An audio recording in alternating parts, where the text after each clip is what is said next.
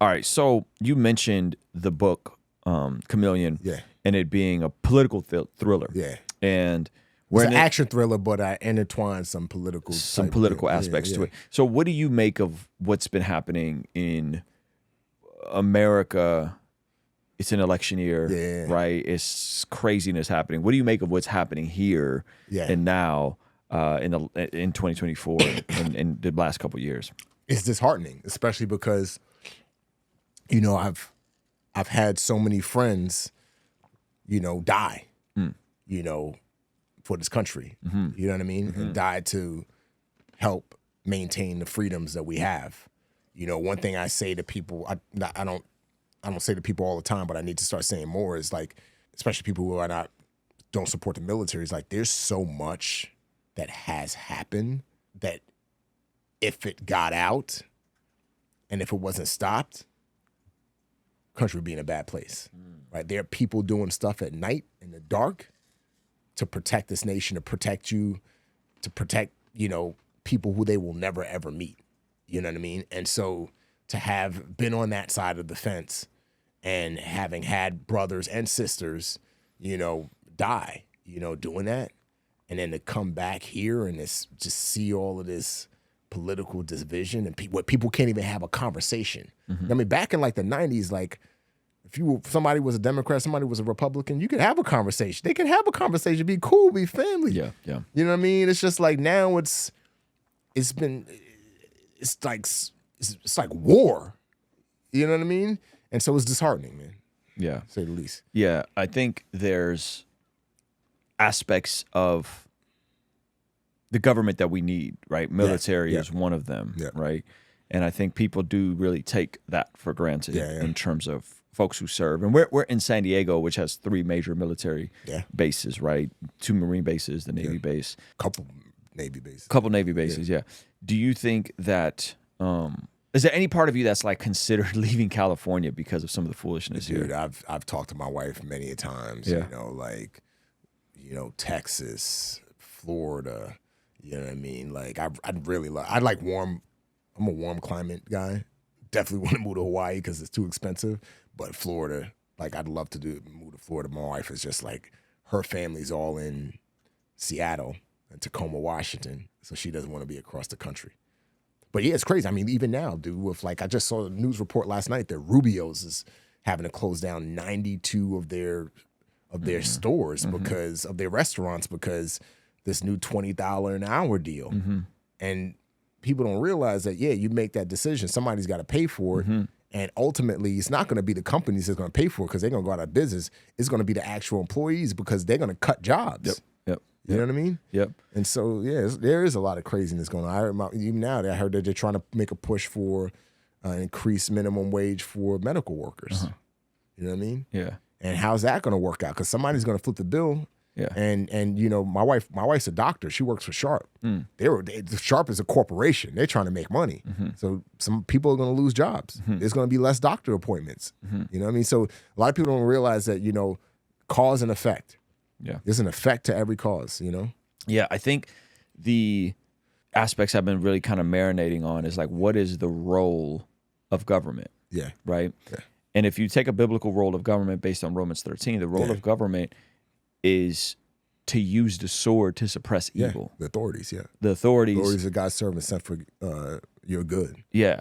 And so, and by the way, that is fascinating because Paul is writing under a not so friendly Roman Empire towards Christians. And he's like, the government's role is to use the sword to suppress evil. And if you're doing what's right, you should worry about it, right? And I think the interesting part is, I don't know if this is like a Western thing. I don't know if this is a recent thing, but it seems like some people share the paradigm that the government is here to create a utopia and to do good. And that's not the government's role. No, like the government is to suppress, like that's why the military is important. That's why these different aspects are important. It's like the government is here to suppress evil and to use the sword to protect citizens from evil. When you start getting into, and the government can do good. The government can create a utopia, create these, right? Free everything. $20 minimum wage for McDonald's workers. It's like, well, who's going to pay for that? Who's paying for that? Who's paying for that? And so last time I checked, I think the Big Mac meal is up to $18. It's 18 in Connecticut. It's 13 in California, which is crazy. Why in Connecticut? Something about Connecticut. I think it's similar issues, similar policies. They raise the minimum wage too? Yeah, I think I'm not sure about that, but I definitely think there's something happening there as well that's similar. You know, because Connecticut is a pretty blue state, and so these things are, to your point, without consequence. And so there are people who see the government as a vehicle to help people and to make things better. But the issue with that is everybody has to be on board. Yeah. Right. So if we look at the Scandinavian nations and we go, yeah, like they have better safety nets and they have better healthcare, but as well as child leave for when you have a kid, you get more time off, paid child leave. They got all these safety, which is good. I'm not mad at that. But they have as a society, collectively agreed to pay more. For that. Everybody pays more. Here, you got like the top 10% paying like 90% of the revenue that's coming in, which is like, you don't think about that until you become successful and you start making a little bit of money and you're like, wait, I'm paying how much? I get paychecks sometimes. I'm like, yo, dude, like... how much, like, what's going on? And we got a state tax in California, right? So you got the federal, you got the state. And I think people don't really understand that you can't be generous with other people's money. No. Like, you can't be generous with other people's stuff. No. You know? And eventually, it is going to have consequences. And you're already seeing it with a lot of folks that are just leaving and going to other parts of the country. And eventually, they're just going to go to other parts of the world. And not just people, businesses. Yeah. And so anyway, the more I've been thinking about that, and I think about like my own values. Now that's not to say that marginalized, vulnerable people shouldn't be cared for. No, 100%. The question is, who should care for them, and what is the most efficient and effective way to care for them, and what systems are going to be put in place so that it's not just about caring for them, but it's helping give them the steps or the framework so that they can eventually rise out of their situation. Yes. You know what I mean? The people who are of able body and sound mind that are capable of rising out of their situation. And so I look at the passage. Paul writes, you know, he who does not provide for the needs of his family, specifically his immediate family, is worse than a non-believer and has denied the faith. That passage is in the context of the church caring for widows. And so there's widows that can remarry. There's widows that want to be, that can't remarry, that the church has to care for. And then there's widows that can go live with their family. And Paul's like, those of y'all that can remarry. Those of you guys that can be cared for by your family, go live with your family. And those widows that can't be cared for, the church should take care of them, and you should have a benevolence fund and take care of those. And so I sometimes wonder, and I'd be curious to get your take, like, do you think the rising up of not corporatism, like big government and all these things, do you think it's a byproduct of, like, has the church not done a great job of living out the New Testament principles of caring for people enough? Or do you think that the government rising up and being bigger and bigger and bigger and more inflated, that was inevitable regardless on the church? I personally think that was inevitable, right? Especially when we think about, because and I'll be careful how I say it, there are two churches. There is the church and what the church is supposed to be and what the church is supposed to do. And then there's the Western church, right? And I think that the Western church didn't just pop up one day. It was a gradual, it was a gradual growing into this format that works for Americans, right? And that's why you have this system where I go to church on Sunday and then I'll go to church on Wednesday. I'll show up, but I won't live out my faith throughout the other 6 days of the week, right? And so, I think, I walk it back. I think it's a combination of both. Okay.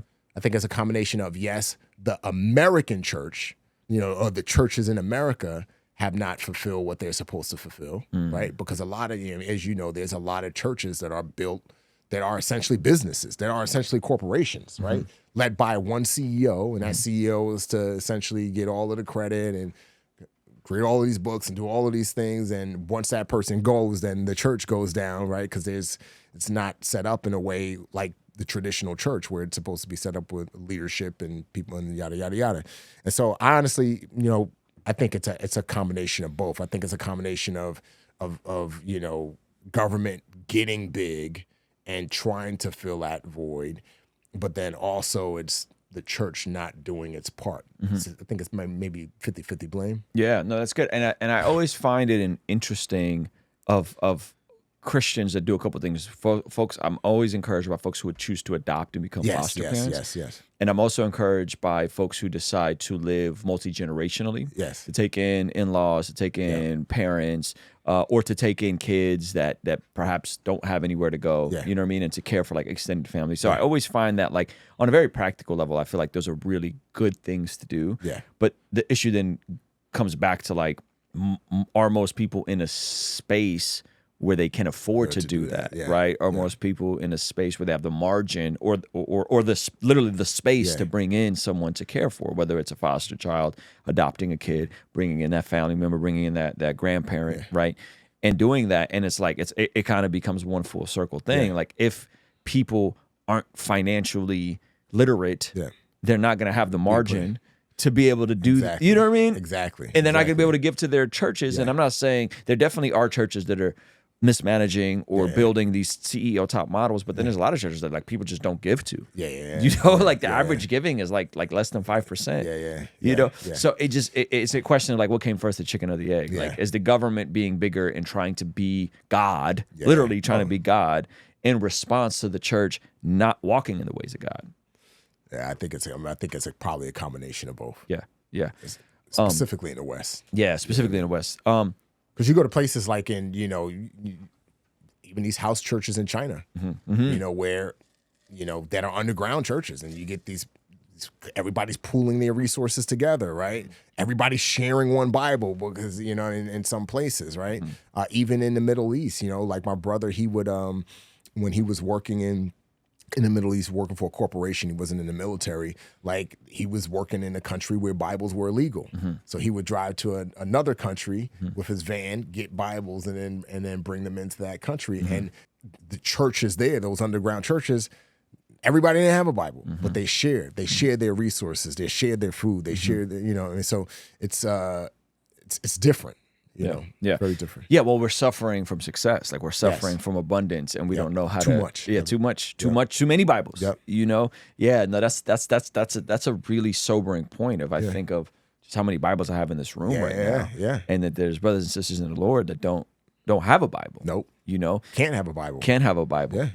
That's a really good point. All right, let me know what you think about that in the comments section. And it would be remiss of me to not tell you about our biggest sale of the year, our Father's Day sale happening right now. You can get our brand new Bless God Prayer Journal at the cheapest price it's ever been, as well as some pretty fire priest, provider, protector launch that's perfect for the husband, the father, or the mentor in your life. So go to blessgod.shop and pick up something right now. All right, I'll see you over there. Peace.